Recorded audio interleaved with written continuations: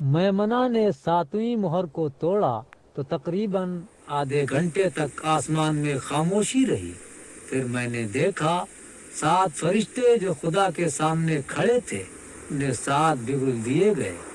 دوسرا فرشتہ آیا اور قربان گاہ کے پاس کھڑا ہو گیا۔ اس فرشتے کے پاس سونے کا عود دان تھا، اس کو بہت سا عود دیا گیا تاکہ تمام مقدس لوگوں کی دعاؤں کے ساتھ سنہری قربان گاہ پر نظر کرے جو تخت کے سامنے تھی۔ فرشتے کے ہاتھ میں جو عود دان تھا، اس کا دھواں خدا کے مقدس لوگوں کے ساتھ اٹھا۔ پھر فرشتے نے عود دان لیا، قربان گاہ کی آگ بھری اور وہ زمین پر ڈال دی۔ نتیجے میں بجلیوں کی گرج، روشنیوں کی چمک اور زلزلہ سا آ گیا۔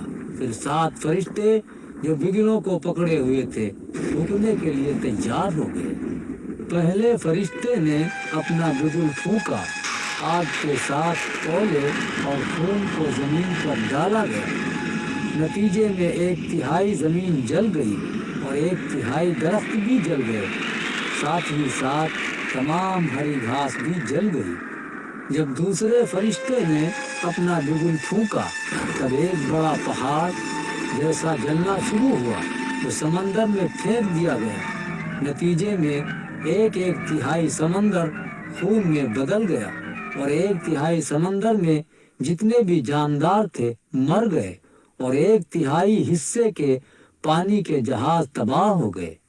جب تیسرے فرشتے نے بگل پھونکا تو ایک بڑا ستارہ مشعل کی مانند جلتا ہوا آسمان سے گرا۔ وہ ستارہ 1/3 ندیوں اور پانی کے چشموں پر گر پڑا۔ اسی ستارے کا نام ناگدونا ہے۔